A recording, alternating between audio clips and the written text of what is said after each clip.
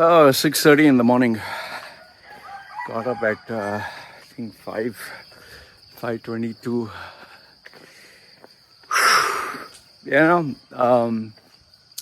Given the fact that you can see how beautiful it is. You can see this. This is a photograph worth taking, man. Hey, let me take a photograph. This is really beautiful. Wow. It's like, just look at this. Wow. I mean, no matter which angle I take it from, it's like, wow. Sorry, I'm just taking photographs, huh? This one is like a beautiful picture, man. Look at this. Sorry, just want to finish this. Okay, wow. So, all right, I was saying, got up at 5:22. The first thought that came to my mind when I got up at 5:22 is like, shit, do I want to go running again? And I'll tell you why this thought came to my mind. I have been running, when I started off, I could run from like here to maybe just that tree. You can just see a tree there, or that bend, that bend of the road. I could only think of doing that much. Okay.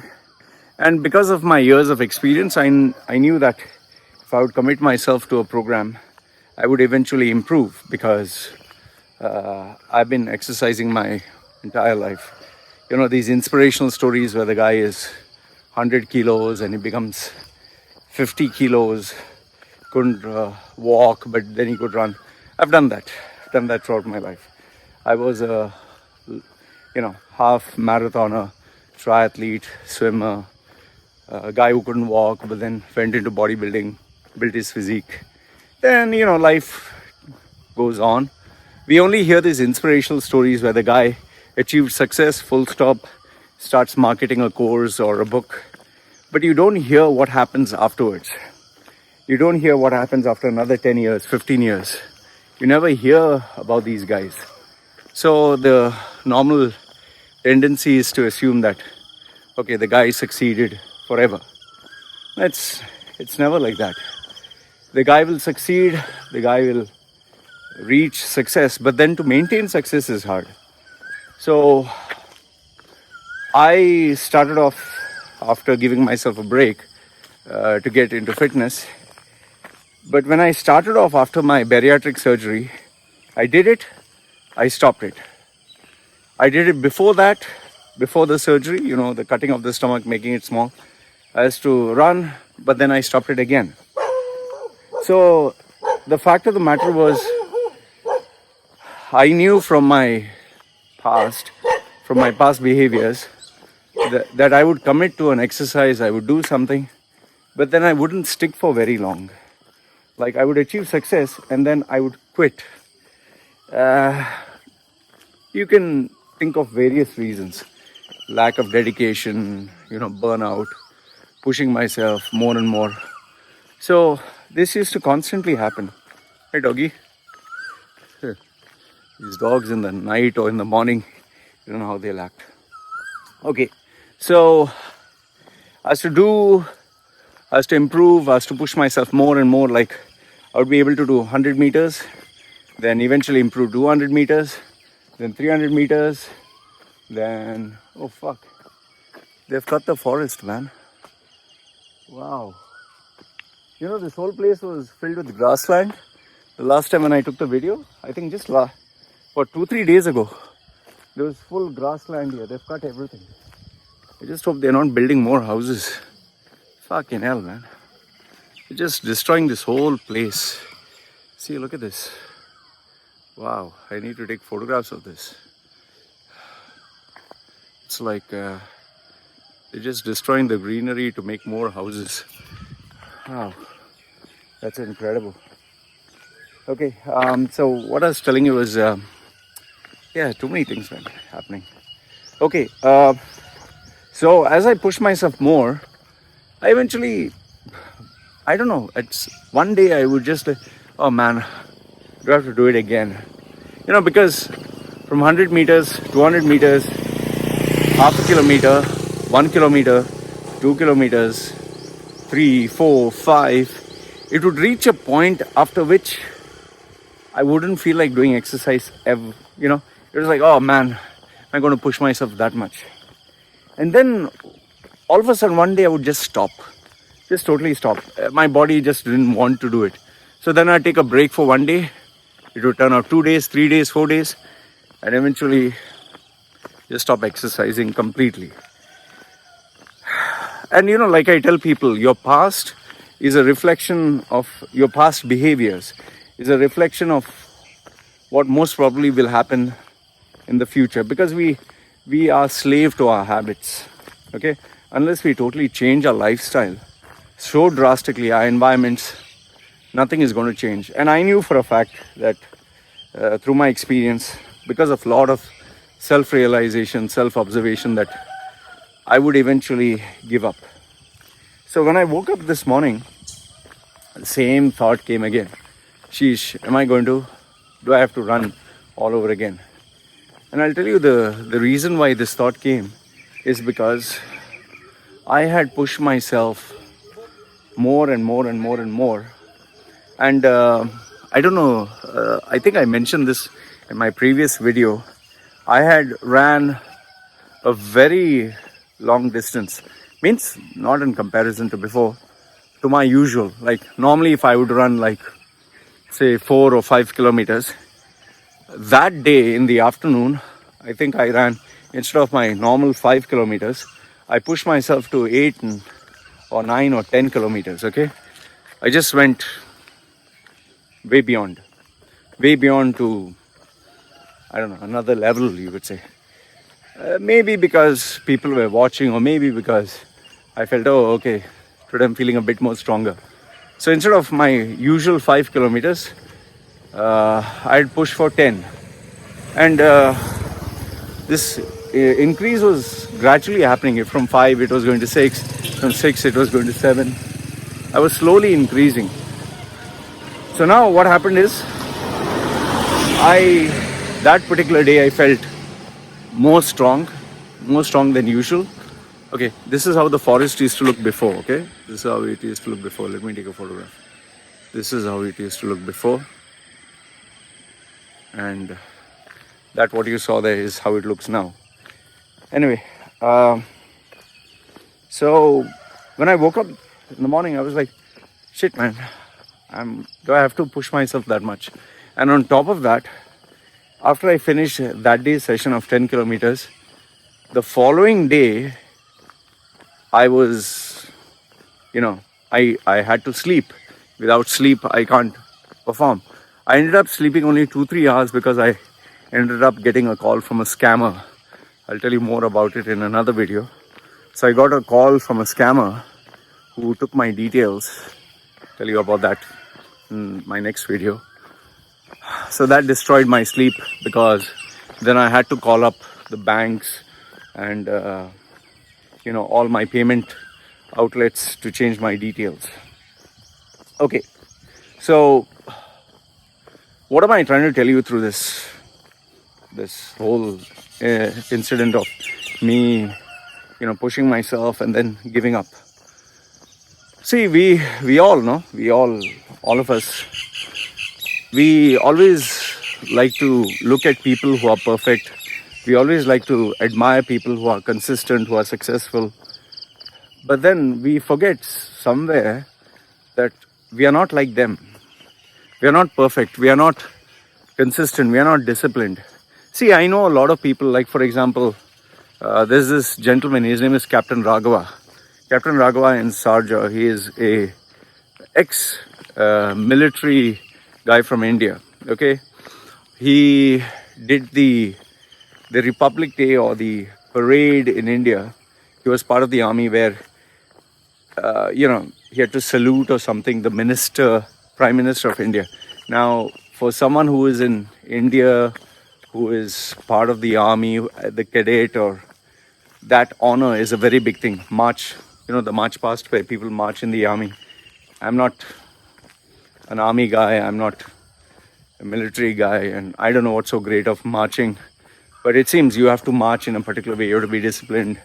Your shoes, your looks, everything has to be perfect. So it wouldn't register in my head of what's so great about doing all that. But what he told me was, to reach that level, he spent nearly, I think, 10 years or 12 years. Just imagine 12 years of perfecting the march, 12 years of standing in the sun, practicing, to be selected in the whole of India, to be the only one. Imagine, the whole of India, India's population is 1 billion. From there, the people who join the army, from there, the people who get selected, from there, the people who get, constantly, he was the only one, okay? So, he is that kind of disciplined guy. And to give you an idea of his discipline, he gets up every single day. He gets up at 4 o'clock in the morning or something, every day. No matter what time he sleeps, he'll get up 4 o'clock in the morning. He will run, I think, 20 kilometers or something, every single day, okay? Because he used to do that in the army. And every single day, he will eat only one meal, okay? Just one meal. And the principle of his one meal is, he's a vegetarian, I think. I think he's a vegetarian, yeah, a vegetarian. They have this Indian plate, which is called the thali. This Indian plate, he will take only what comes within that plate. He'll not take any more. He will eat only within whatever comes in the plate. So it's not like he's putting a mountain. He'll put reasonably enough. And he eats only one meal a day. And he is absolutely consistent, dedicated, disciplined. He is, I'll tell you, in terms of his career, he is at the pinnacle of his career. He is the head of the ports in Sharjah. He reports to the ruler of Sharjah, okay? He's a big guy. But I'll tell you, he's so down to earth, he's so humble, such an amazing human being, okay? Such an incredible human being. Now, how I came to bump into him was, I joined this running group and I bumped into him, and that's where I started, meeting him every day. And the thing about him was, there was so much to learn in terms of running. So he would teach me every single day how to run, how to get better. And he would do it for free. He never charged me anything. And now, obviously, I guess I would never be able to afford him if he did charge. So this guy, now I know for a fact I can never be like him. I can never be like him. He's humble, I'm not humble. He doesn't show off, I have to show off. He eats one meal a day. I'm a food addict. He is a family man. Those days I was an asshole. So still an asshole, but not that much. Whatever he showed, I was just the opposite of everything that he was. Okay? Now, I know for a fact that I can never be like him. I just know. Even my mentor Murad, who is an Emirati local, okay? Spiritual guy. He is a loyal husband. He has never done, I can tell you, he has never done anything bad. He doesn't smoke, doesn't drink, not been a womanizer. He doesn't even watch porn. He's that kind of human being, okay? He has never used his leadership for a bad thing. He has never taken a bribe. He has always done good things. How I know this? Because he was my mentor for 16 years. We used to discuss so many issues. I used to ask him so many questions. Incredible human being, incredible. Now, I know I can never be like these guys. I know, because I know myself. And even if I tried, I'll tell you, even if I tried, I wouldn't succeed. Why? Because you need to be consistent. You need to be You need to do it every day. It has to be part of your lexicon. It has to be part of your system. See, I'll give you a simple thing. I'll give you a simple understanding. Not everyone is meant to be a hero.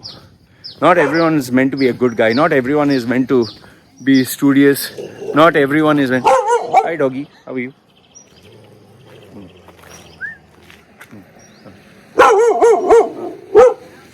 Is it?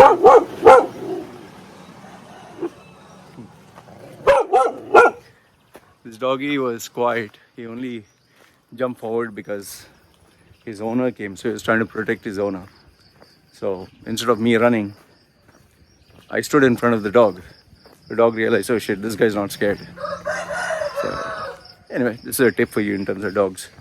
I learned more about this by watching Cesar Millan's videos. You should watch it, how he talks to dogs through his body language. Okay. Anyway, coming back to... So I had to embrace and realize at some point in my life that I could never be like... I was telling you, not everyone's meant to be a hero. Not everyone's meant to be a good guy. Not everyone's meant to be studious. Not everyone's meant to be religious. We all have this epitome, this image of what a good person should be in society. How perfect they should be. They should be studious. They should be prim and proper. They should be good looking. They should be well behaved. But what if you are an asshole? What if you are a womanizer? What if your weakness is smoking, drinking? What if you have loose character? What if your morals are not in place? What if, there are even people who have admitted that they have pedophile tendencies. They just have that. It's not that they have committed a crime, but they have been honest enough to admit. You just have to go to YouTube. There is this guy who has openly admitted that he has a fascination for small children. But he has not committed a crime, but he has revealed that he has that. So what do you do? What do you do when someone, let's say a guy is born and he says that he feels like a woman? Yeah? He feels gay. What do you do about all this? So I know if you don't have that, if you don't have those tendencies, let's say you're not a womanizer, okay? You'll be like, yuck, how can you sleep around? Or let's say you don't watch porn. You'll be like, yuck, how can you watch porn? Like my previous video, I had posted about how I was to indulge in having multiple partners in terms of sex. I got women who said, Loy, I've watched so many videos of yours. This is a video I hate the most. Some others said, I used to look up to you. I had respect for you. I've lost all the respect. It doesn't matter. I don't give a fuck whether you respect me or you don't. You're not paying my bills, man. And here's the bigger thing. You assume you're perfect. You think you're perfect to judge anyone and everyone in the world that they are imperfect. You have flaws, I have flaws. Maybe you're not a womanizer, or a person who sleeps around, but maybe you're the most irritating prick on the planet. You're the biggest self-righteous prick who ever existed. There are people in my WhatsApp groups, okay? Clean record, pray to God, don't smoke, don't drink, very nice. But then when you talk to them, you feel suffocated because they're just irritating to the point where you don't want to, be around them. I mean, like for example, there are a lot of girls who will tell you, I have never been touched. I'm a virgin. I will gift myself to my husband. Well, I'm very happy to know that your pum pum is untouched. Your vagina, you're basically, what you're doing is trying to position yourself as this amazing gift to this person. Untouched vagina as a gift. Good, here's my vagina, untouched. Enjoy it. Fine. Okay. What about your character? What about your personality? What about your plus, your minus points? Life is not just about, here's my vagina, enjoy it. Lick it, kiss it, smell it. What about a person's mind, your understanding, your character? Like for example, me and my wife, you think we are humping each other 24/7, being romantic 24/7. No, there are so many other things. There's cleaning of the house, there is maintenance of the house, there is education of the child, there is parts of disagreements that we have, there are discussions we need to have, there are things we need to do. There are so many things. I'll tell you, like simple things, even cleaning the house, sometimes cleaning the room is itself a challenge where we can agree or disagree. Like yesterday, I have this, I don't know, OCD about cleaning my room. It has to be really sparkling, clean and in place. While my wife, because she's handling the baby, the whole place is a mess. There is food. You just have to look at my videos. There is food, there is breadcrumbs, there is chocolates, there is juice. In fact, sometimes she even has juice kept in containers for days. Days. She'll just forget about it. So it's a fucking mess. And then I have 2 dogs, and so I need to do my work and keep my stuff clean. And when I come out, it drives me mad. So I ignore it as much as I can, to a point where when I get crazy, I tell my wife, no, whatever you're doing, stop it. Keep everything in order. Keep everything clean. If you need, I'll help you. So if my wife were to be like, the typical feminist, hey, don't talk to me that way, talk to me properly and this and that, and we would fight like cats and dogs, man. But my wife, because she's understanding, she has given me the permission, or she has made the choice that, okay, let him be the man of the house. I'll be the person who'll listen. I'll be submissive. She listens, and she's nearly 15 years younger to me. So, so she kept quiet. Whatever she was doing, she stopped it. We started keeping everything clean and in order. And by the time you knew it, it took around 2.5 hours. The whole place was kept clean. Okay? So, I'll tell you, in so many relationships, if the guy were to tell the girl, clean, and she would say, I'm busy, I'm doing something else. And my wife was doing something else. Her online selling. So, the point I'm trying to make you understand is, there are so many things to a relationship. It can be from money. It can be, okay, I need money. This month I'll not be able to do anything. Or, there are other things like, let's say, disagreements. So, a relationship, has so many dynamics. So, the point I'm trying to make you, trying to get to is, you need to know your limitations, Sarika. You need to know your limitations. You need to know what you can do, what you can't do. And you need to embrace them instead of denying them. I know so many people who just don't want to admit that they are bad or they have these weaknesses. And I'm not just talking of, my weakness is smoking, or my weakness is drinking, or I'm a womanizer, or... No, the question is, how do you work on this? How do you get a solution to it? What can you do to either make your weakness into your strength, or make your weakness work for you, or just replace the habit? You can never get rid of the weakness. You can replace it with something worthwhile. That is why you see people who are maybe addicted to food, they maybe will replace it with exercise because it keeps them busy. They replace that habit. Or let's say people who love eating food, they get into eating competitions. That's using that drawback to something. Like, for example, in my case, I've always loved attention. And you can make out, this tattoos, this face. I loved attention. I've always loved. I still do. That's why I chose a career that gives me attention. This YouTube channel, this being online. Because I loved attention, now I get attention 24/7. Because I'll tell you some of my other weaknesses. Like, I have always loved women. Okay? In the sense that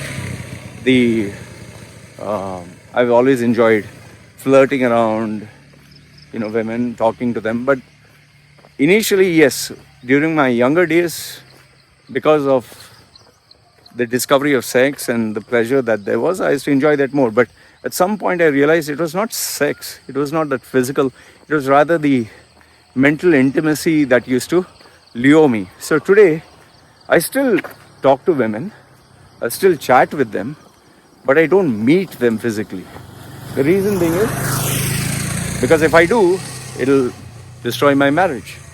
So I know my boundaries. I stick with them. I talk to women, I chat with them, but then line is drawn. After that, I don't meet them. There have been women who have come down to some movie and said, we can meet up for coffee. No, I know one thing leads to another. So yeah, there I had to draw the line. And how do I replace this habit, or how do I overcome this? I tell my wife, I'm feeling horny, let's have sex.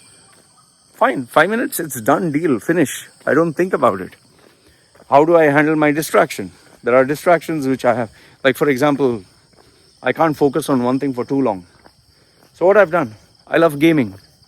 I kept my iMac here. You have seen my journey, I told you. From my one iMac, I now have 3 computers, plus a switch, plus a smartphone, and plus 3 iPads. Because I love being distracted, I get distracted. So before I had my iMac, I used to constantly stop my work and play the game, and then switch back, because it's one single machine. Now what do I have is, iMac is here, my other iMac is here, because I don't want to sell the old iMac. I know I'll get shit for it. So when it's on here, on the other side is a strategy game. So whenever I feel distracted, just look at the strategy game, go back. My iPads are kept in front of my iMac.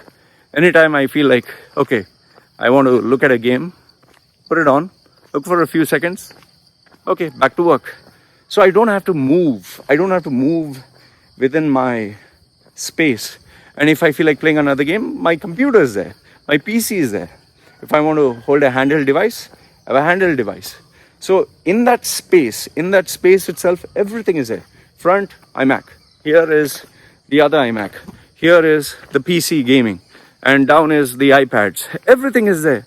So what I've done is, instead of struggling and fighting internally to control myself, and I know that I will fail, here I have enough and more. So I don't need to go anywhere. I can continue doing my work. So I've used my drawback, instead of trying to conquer my drawback, I have allowed myself to be in my drawback and use my limitations, my drawback, to my own benefit. Okay? Let's say, you remember I had shared with you that on one single day, just one day, I spent $5,500 US just on upgrading points on a game, dominations game online. Because I'd bottled myself to the point where I lost control. And I discussed this with my wife. I was very upset. I felt so guilty. Because I have a wife, that time baby was not born, but I had a baby that was on the way. I had so many responsibilities, and here I was spending on an online game. So after discussing with my wife, I reached a solution that since I couldn't control this habit, every month I would focus on a target to achieve, and then I would reward myself with $300. I would reward myself with $300 of points that I could purchase. So whatever was the financial target, plus $300. So every month I would do that. And slowly what happened is, from wanting to spend $300 every month, that fire died out because I had access to it. Then it came down to $100. Finally, it came down to spending once in 2-3 months. Now, even if there is a promotion, I don't feel like spending. I have not even spent $10 in the last 6 months. Yeah, 6 months. I've not even spent enough. Instead, what I've done is, instead of spending these micro transactions, I said, I'll save this money and I'll buy a full-fledged game. Now, I'm not joking with you when I tell you this. I wanted to buy full games for my PC. $60 is a full game. I'll tell you, I can easily buy, I think, 100 games. Easily buy 100 games. Instead what I did, I made a Excel sheet from the past 2 months. Been doing research. I've actually prepared an Excel sheet, names of the games. The Metacritic is a website. It gives you the ratings of the game. Put the ratings of the game. I put the user score experience, and I put what genre it is. I've been doing so much of research into games, chatting with people about games, doing so. I've become like obsessed with making sure that whatever game I purchase next, it should be a game I'll enjoy.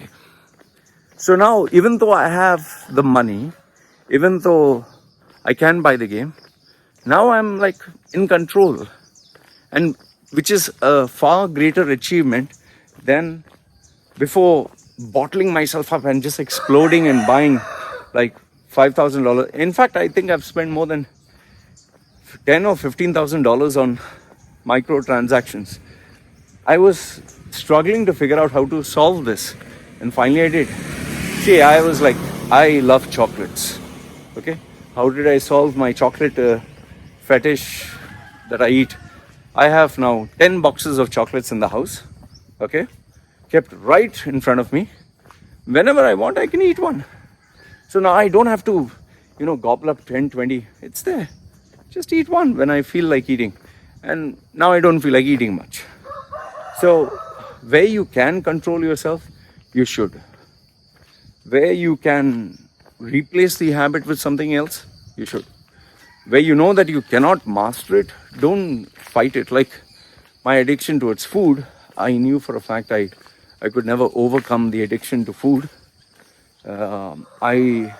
Throughout my 20 years of exercise, I've only eaten more and more. I knew that no matter how much exercise I did, how much dieting I did, I would go back to eating food. And if you want to lose weight, there's only one way, by eating less. If you want to lose weight, there's only one way, not by exercise.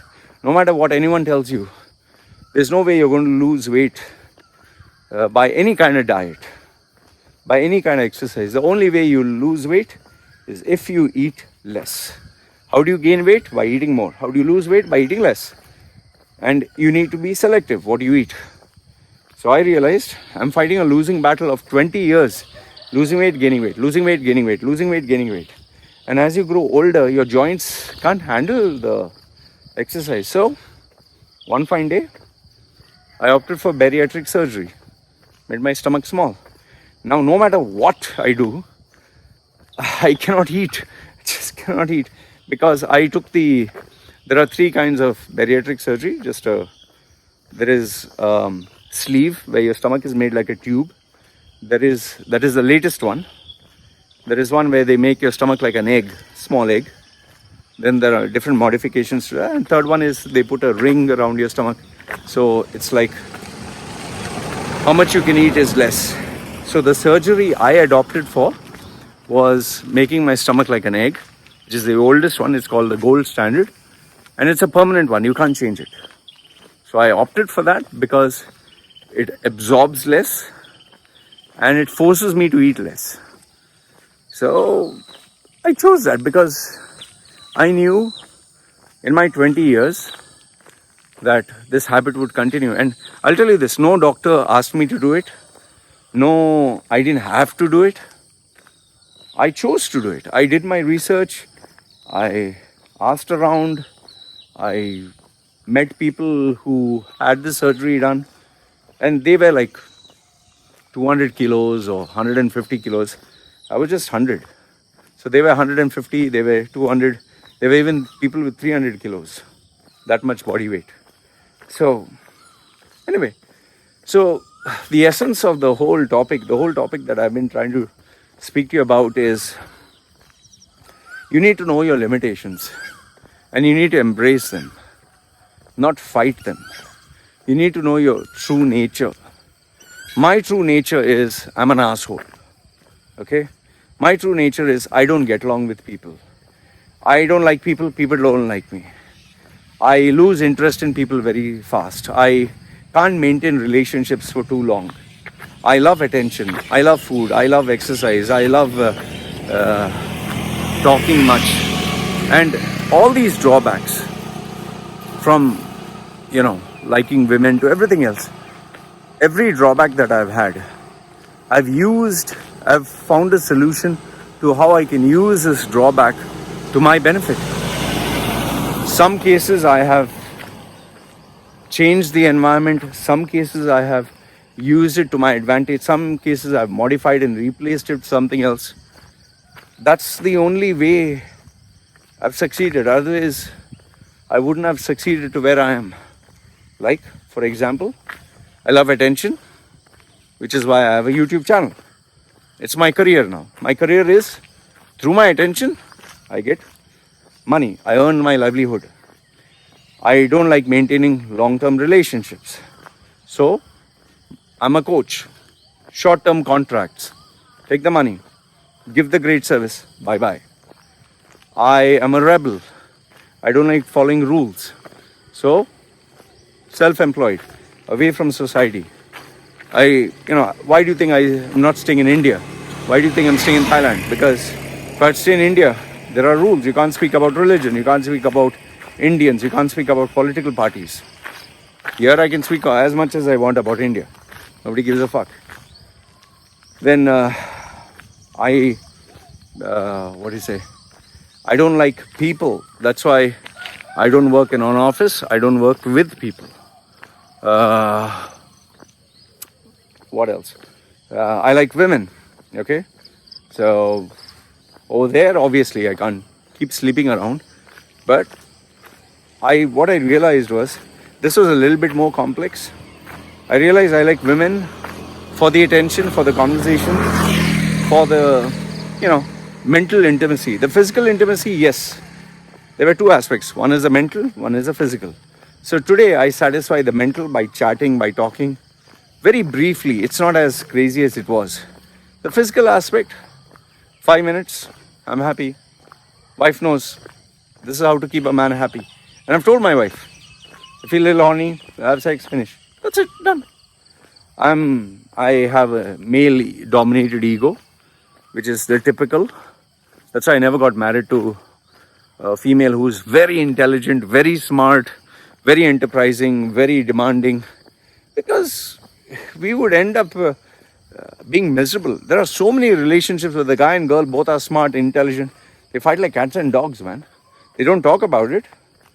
They end up with a broken relationship, divorced, separated. They're miserable, both of them. I didn't want that. That's why I chose a girl who's submissive, who's, who allows a man to take charge. And I'm not ashamed about it. I have peace of mind. You see our videos, we have such a loving, amazing, incredibly happy family. You can, guys have even sent messages to my wife. Girls have sent messages to my wife. You must be so miserable having a guy like that. She's like, are you crazy? I'm so fucking happy. So, every area of my life, I've used my weakness to my benefit. I've told you my distractions for video games, my distraction for, not being able to focus. So that's why even the projects that I undertake, short term, studying and learning, short term, everything which I would enjoy and I know I can complete. That's why if I would opt for a PhD or a MBA, 100% I would not be able to do it, because 2 years, 3 years, 4 years, who the fuck can study so much, man? I can only study a little bit, just few hours, few days. Thank you very much. Can't do it anymore. So I focused on things which I can apply and learn and master.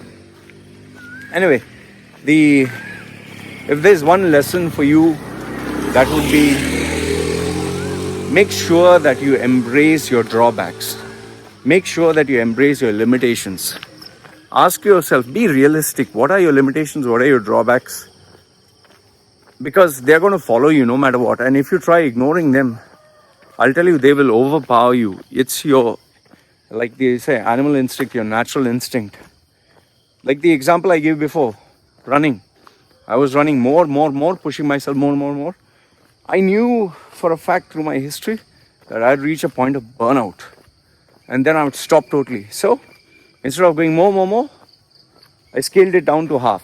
I said, no, I'm going to do it to where I enjoy, where I have fun. No need to do more, no need to push for 1 hour exercise. I was going from 15 minutes to 20 minutes. It went to 1 hour. It became 1.5 hours. I said, and I was feeling that burnout. I said, no, stop. Back to half an hour. Today, I ran.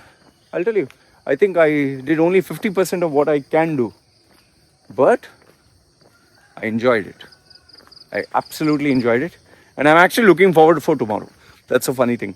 I'm actually looking forward for tomorrow. So, please, the value that I can offer through this video is, number one, know your limitations, know your drawbacks, know for a fact that you're not somebody else. You have your mentors, you have the people you look up to. You can never be like them. You can only be you. So be you, be the best you that you can possibly be. That's number one. Number two is your limitations, your drawbacks are a part of you. No matter what you do, they're going to remain there. So either you can replace it with some other habit, like from smoking, you can put some other habit that will keep you busy, like, I don't know, exercising or something, or some people love going clubs, so nightclubs, so they replace it by going to Toastmaster clubs or networking events. So replace that. Third one is, in the drawbacks, one is replacement. Second one is, if you can't replace it, kind of give it a judo, like use it to your benefit, like how I'm doing the attention seeking. I'm using it as my career. I get bored with people very easily, so short-term clients. I'm a rebel, so I don't work in a company that has too many rules. Then third one is, I think it's all about trial and experimentation. There's no one size fits all. You keep doing and seeing, does it work, not work? How can you improve on it?